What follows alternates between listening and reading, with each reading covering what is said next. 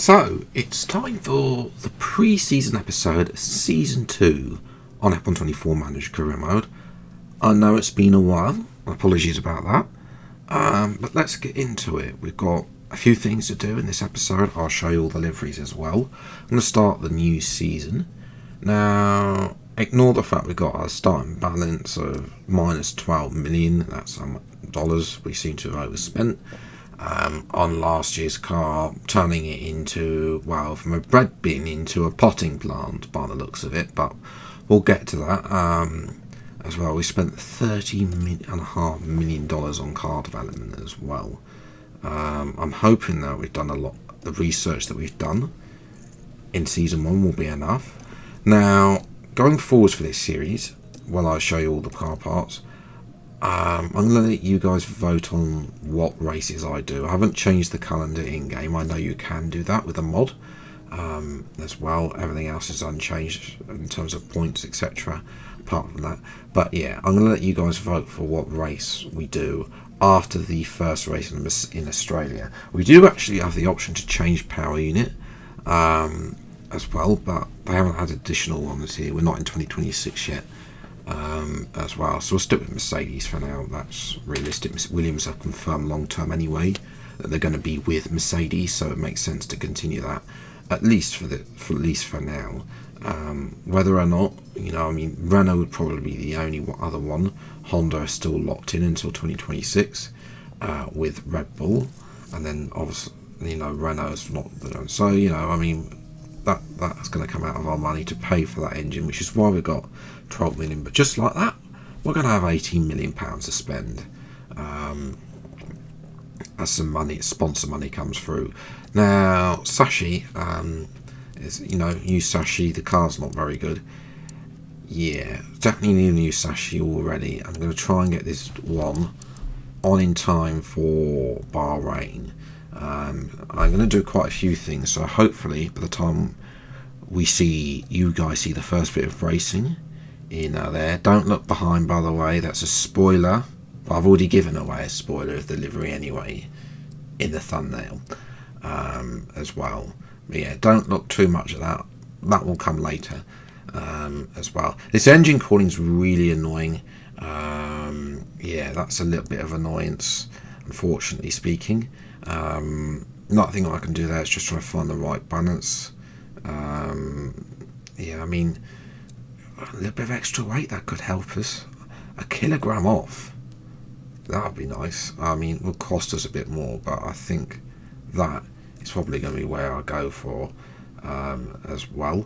Also, another project as well we're going to do is design a new. I did think about this. I wanted to do 2 projects beforehand.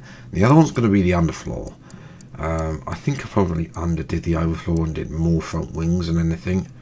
So this is going to be something that I need to sort of focus on. And I've also set up for optimized aerodynamics, but that's made our car very poor in a straight line and high-speed corners.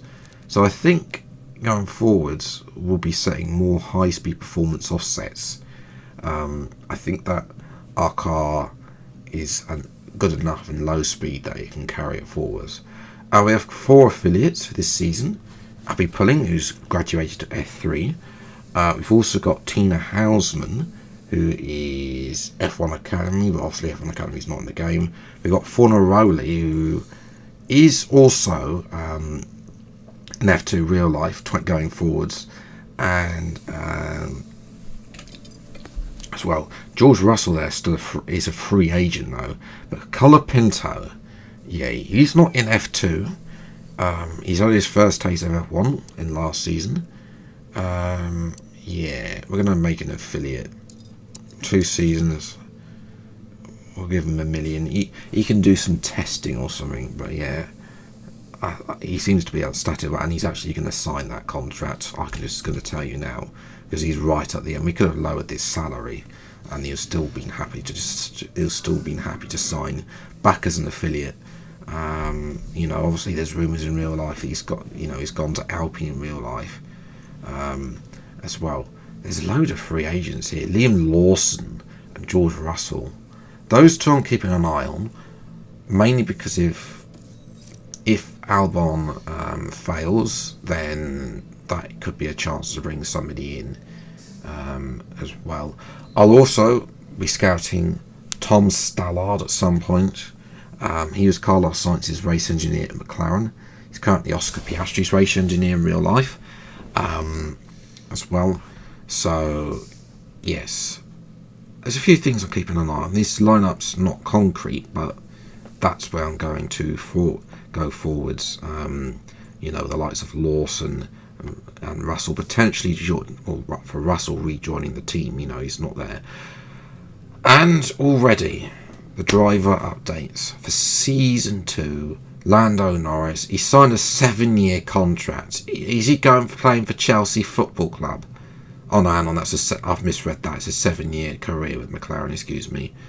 It's a 4-year contract, 5.5 million. I think that's a bit low, to be honest, but there we go. Now, Norris has made the progression to him. He's been replaced by Kevin Magnussen, so K-Mag back at McLaren as well. Ferrari, Mercedes, goodness grief. So, Mercedes have decided, yes, we're going to take Stroll and Alonso away from Aston Martin and bring them into this team. Surely Mercedes have been bought by Daddy Stroll there as well. Hamilton is a hard-coded transfer, so that was always going to happen as well. Norris as well, big transfer there. See how he can do. He didn't have quite such a good season in driver career mode on F1 24. Can he have a better time here on F1 Manager? Yeah, but Stroll and Alonso, that'd be interesting to see where the car is. And Aston Martin, Gasly and Drugovich. Interesting.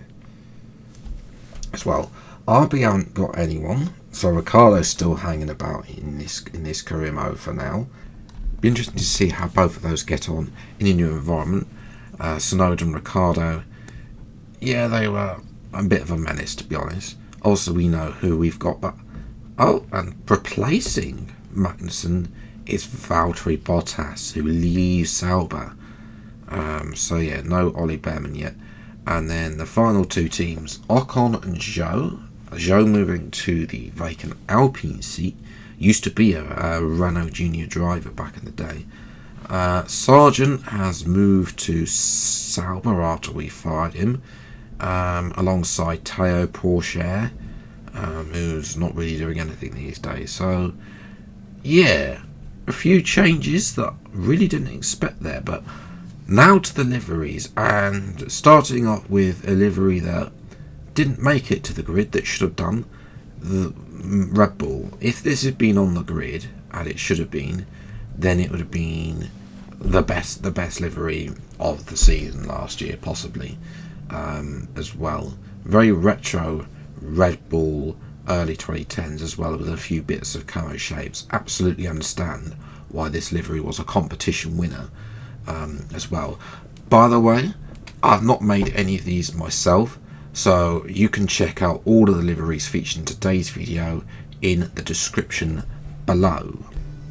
Mercedes, a slight change in livery then, despite the fact they're a new owner as well. Yeah, obviously this game doesn't do chromed liveries for some reason, as you're going to see with McLaren in a minute. But yeah, it is a slight modification on that side. Mostly with the Mercedes stars. It's not a huge change for them as well, but it is enough of a change to be significant. It kind of reminds me slightly with the Petronas the Petronas lettering on the side of the old liveries, of the old Mercedes liveries from the early 2010s. Then we have what quite possibly is my favourite livery of this on this grid, Ferrari. Oh my goodness, this is a fantastic livery, I must say. The yellow with the black as well really works. They've not got a stupid blue background with the HB logo. Yeah, fantastic livery. I'm sure they're going to be at the front as well, potentially challenging for race victories. And what an iconic livery for Sir Lewis Hamilton to make his Ferrari debut in as well. I could not think of anything better for him to make his Ferrari debut in. McLaren are next up with it's the Chrome livery, but as I said, Chrome doesn't seem to work on this game. This kind of reminds me potentially of the early 2000, the grey that they used to have on the early 2000s liveries before they went Chrome with Vodafone as well. Obviously, a huge loss for them will be Lando Norris. We'll have to see what K-Mag can do as well, how he stands up against Piastri, and what he can do in the future, because McLaren, that's possibly a huge loss for Norris, and they haven't really looked to replace him with a younger driver in both my career modes so far. They've all gone for an established driver so far to go alongside Piastri. Aston Martin, very different livery, with those striking yellow accents coming in. Yeah, I'm interested to see how they get on. Can they challenge the top four, or do anything really as well? But it is a full-on green and yellow livery, and I actually quite like this. I think they need to embrace more of it. It's also got these parts of the Aston Martin wings on the engine cover, which I quite like as well.